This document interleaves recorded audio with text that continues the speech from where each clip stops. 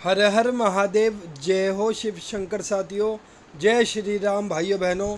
स्वागत है आप सभी का शिवा न्यूज़ में। दोस्तों, आज की इस खास वीडियो के अंदर हम आप सभी को बताने वाले हैं कि अगर आज की परिस्थिति के अंदर महाराष्ट्र की 48 लोकसभा सीटों पे लोकसभा चुनाव हो जाते हैं, तो महाराष्ट्र की इन 48 लोकसभा सीटों में क्या समीकरण है, इन 48 लोकसभा सीटों पे महाराष्ट्र की जनता किसे जिताना चाहती है, कितनी सीटें इंडिया गठबंधन जीत सकता है, जिसके अंदर कांग्रेस पार्टी, शरद पवार जी की असली एनसीपी और उद्धव ठाकरे जी की असली शिवसेना शामिल है। वहीं दूसरी ओर एनडीए के अंदर भारतीय जनता पार्टी, एकनाथ शिंदे की नकली शिवसेना और नकली एनसीपी अजित पवार की शामिल है। मुख्य रूप से लड़ाई इन दोनों ही बड़े गठबंधन के बीच में इस बार के लोकसभा चुनावों में महाराष्ट्र के अंदर खासतौर पे होने वाली है। तो कौन कितनी सीटें जीत सकता है, किसकी कितनी तगड़ी लहर महाराष्ट्र के अंदर चलती दिख रही है, इन सभी बातों के बारे में हम सब विस्तार से जानने वाले इस वीडियो के अंदर। तो जल्दी से शुरू करते हैं अपनी इस खास वीडियो को।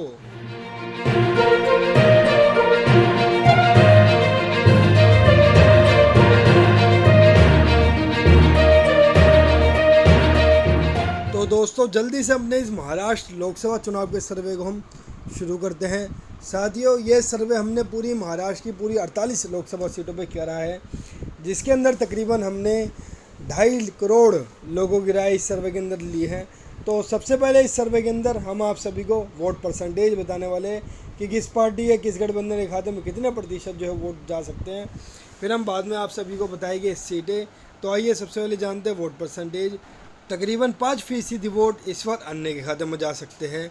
केवल 41% वोट पे पूरा एनडीए गठबंधन महाराष्ट्र लोकसभा चुनावों में सिमट के रह सकता है, जो कि बहुत बड़ा झटका है बीजेपी के लिए, क्योंकि पिछली बार के लोकसभा चुनाव में एनडीए गठबंधन ने 52% वोट यहाँ से हासिल किए थे, जो कि अब घटकर केवल 41% ही इस बार के लोकसभा चुनाव में रह सकते हैं।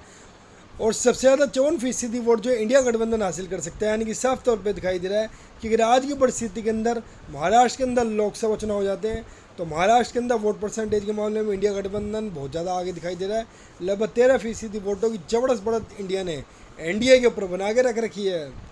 तो दोस्तों, ये तो बात थी वोट परसेंटेज की, जिसमें साफ तौर पे दिखाई दे रहा है कि इंडिया गठबंधन इन महाराष्ट्र लोकसभा चुनावों में साफ तौर पे बहुत ही ज़बरदस्त तरीके से बढ़त बना सकता है।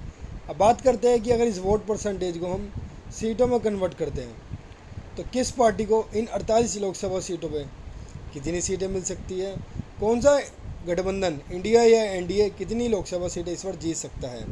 अगर आज की डेट के अंदर महाराष्ट्र के अंदर लोकसभा चुनाव हो जाए, तो महाराष्ट्र के अंदर अन्य राजनीतिक दलों का इस बार के लोकसभा चुनाव में खाता भी खुलता हुआ नज़र नहीं आ रहा है। केवल 11 सीटों पर पूरा एनडीए गठबंधन यानी कि भारतीय जनता पार्टी की अगुवाई वाला एनडीए गठबंधन सिमट के रह सकता है, जो कि बहुत बड़ा झटका है बीजेपी के लिए, एनडीए के लिए, क्योंकि पिछली बार के लोकसभा चुनाव में 2019 में इन्होंने यहाँ से 42 लोकसभा सीटें जीती थी, जो कि अब घटकर केवल 11 पे ही सिमटती रह रही है। यानी कि साफ तौर पे दिखाई दे रहा है मोटा मोटी 31 सीटों का बहुत ज़बरदस्त नुकसान इस बार एनडीए को हो सकता है। और सबसे ज़्यादा 37 लोकसभा सीटें जो इंडिया गठबंधन हासिल कर सकता है।